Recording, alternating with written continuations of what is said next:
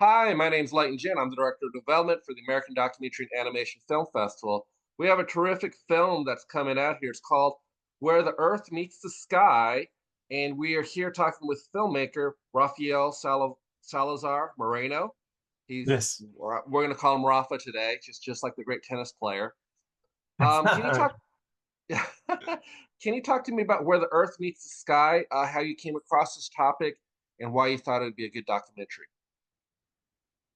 So this is a short film documentary that is part of a larger initiative that the National Gallery of Art in Washington, D.C. has started to kind of tell the story of artists working across the nation, not just in the places where you are expecting to have more artists, like in New York or LA. This is going to cover artists working across the nation, and it's an initiative that is using different ways of telling the story, the website, text, and images. But we are in Rabat, that is me and my partner Ava Wyland. We are telling the stories in films. So we are doing a series of films. This is the third one, and it's about artists that work in across the nation, as I say, but it's also telling the story of the place, too, the place, and also making connections of the artist or the art with a kind of relevant stories, or kind of uh, is part of history and cultural elements that are part embedded in the landscape, for example, in this film. So I'm going to tell you a little about this specific film that is the third in the series, and it's Mhm. in New Mexico, and is we do the portrait of the artist called Charles Rose. And the way that we work with the curators of the National Gallery, and in this case was James Mayer, that is an amazing curator that is really well known in land art, and he suggests Charles as one of the persons that we were considering, and his work is great because we are looking for artists that are not just working in remote areas, but also through their art, we can kind of redefine things that we were taking for granted. And in this case, Charles is working with land art, but also is kind of forcing you to kind of have a visceral experience of time. And we have the initial meeting with the artist in his studio to kind of develop the story with him, and that is how the story came to us. And yes, I don't know if that answered your question, but yeah. No, that's great. Uh, when you started working on the film, what did you learn about the artist and what surprised you during your exploration of his art? So me and my partner Ava, we have this. It's a company, but it's kind of Rava is the composer for Ava and me, and we have been working doing documentaries about artists for the last maybe 12 years. Hmm. And so we kind of like specialized to do this intimate and deep and complex portrait of artists. In this case, Charles Rose is like a kind of like I mean, it's an artist that had been working for many decades. It's like 85, and has been working in this project in New Mexico over 50 years. And he's this enigmatic and epic artist that you imagine that you are never going to meet these days. Hmm. He's really special. It's like an artist that it doesn't want to tell you what you need to know to experience the Hmm. art. It's more like an experience that you have to go through. And but his art is really complicated. It's like has many layers. So for us, uh, we knew that before meeting him, and for us was kind of trying to understand what was the way to translate this experience that is supposed to be really visceral and physical, to be in the place and in the installation and inside the art in a film. That is always kind of like difficult to translate. And I think, I mean, I hope we managed to do it, but the way that we did it is like using one of the elements that he's exploring in his artwork is time, and of course the scale of time and our relationship with time. And luckily, filmmaking is all about time too. So we kind of, instead of trying to make you kind of feel the experience of the artwork looking at it, we are kind of doing this collage on time. And we were extremely lucky to get access to this footage that we use to make this thing happen. And it's because in the first meeting with Charles, he mentioned that a friend of him, Wendy Apple, a filmmaker, start filming with him from the 90s this process, and he has the hard drive with the footage, and she passed in 2017. I don't know when the Apple, but going through the footage even before going to New Mexico was like, for me, like some kind of cathartic experience, because it's another filmmaker that probably like me and my wife, where we will work all our lives doing films like this one, never going kind of in the big leagues, but working and with a lot of love and taking care of our craft, and with a lot of respect of our craft. And you never know where your footage or your films is going to end. And when I was working this material, that is raw material, no edit, we have access to off-camera moments, conversations that they have, that you never know who is going to listen that. I mean, now I'm filming a lot of documentaries, and I never stop recording, and I always wonder, oh my God, I don't know where this is going to end. I mean, it's going to end in my film, but Right. after watching Camera Person, you never know how you are going to use that material in the future. Camera Person use outtakes to tell the story. So whenever we get access to this footage, and to make more sense of what I am saying, the installation of Charros is like a big sculpture inside of a mesa in New Mexico. We're going inside, and I don't want to tell too much, but you experience kind of physically and walking in a stairs the 26,000 years cycle of Polaris, the star, not Solaris, sorry, Polaris, the North Star. And that experience is impossible to capture in film. And so when we got this material from Wendy Appel, that is over a period of 20 years, maybe in different moments, he went to New Mexico to film the progression of the construction. We developed a solid list of things that we could film now with the artists, that we can edit with the footage from the past. So when you see the film, you will see sequence where we are telling the story using the footage of Wendy and our footage kind of intercut. And it's interesting because, the desert, the landscape changes, but change over 100 years, 200 years. It looks like really similar. The only difference is Charles, that is 20 years older, or sometimes 30 years older.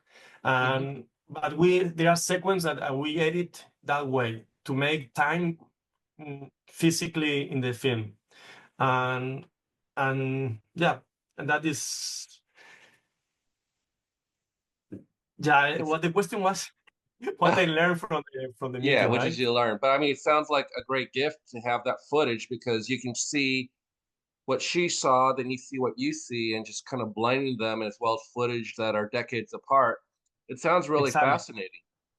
What kind of what did that add to the process of you making this film? Because I'm sure when you make documentaries, you don't have access, you don't always have access to that kind of footage, but you did. How did that enrich your process in making this documentary?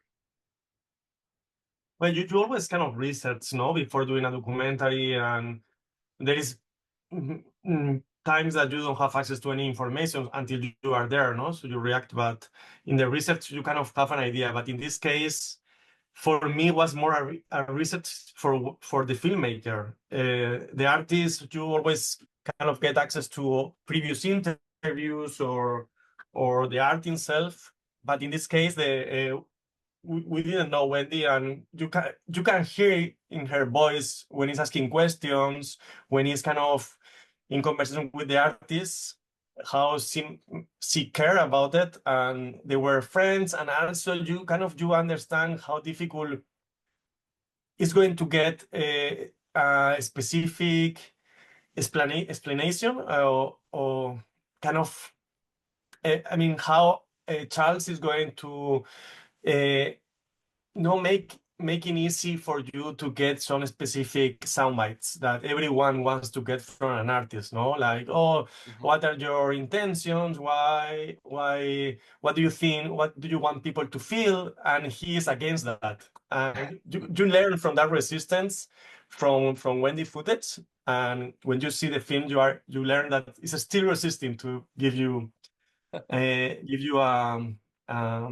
of uh, an explanation of what you are going to feel. It's up to you. And he's really, I respect that. And yeah, I learned so much from that footage, and I learned so much doing this project. It's kind of an spiritual journey, I will say, but it was great. Well, now when you say spiritual, can you expand on that? How was a spiritual journey for yourself?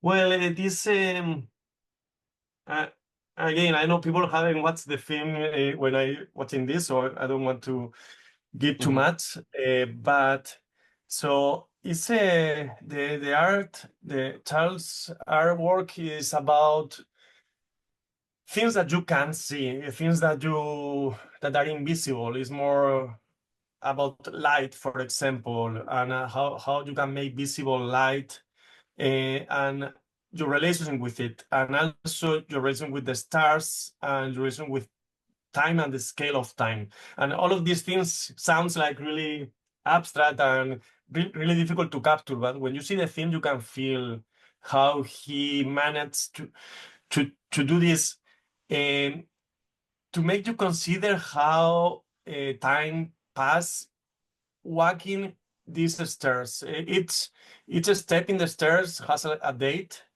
That is the date that the I mean, it's a long story and really complicated, but the North Star Polaris does a circumference every night and in a 20,000 year cycle. So going in these stairs, you can see where the star will be in the center in a period of 26,000 years at night in the dark, in the desert, walking in this tunnel with a small hole on the top of the tunnel. So you can imagine that this kind of when I say spiritual, it's more like going inside you. I mean, everyone is, as Charles say, everyone is going to experience this differently.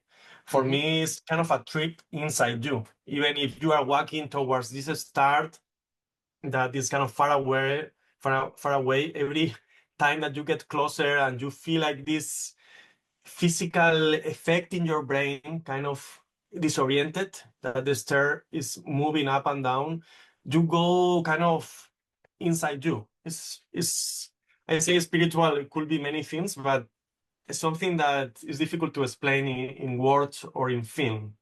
Hmm. Uh, but I think in the film we kind of managed to get close to that, Hmm. hopefully.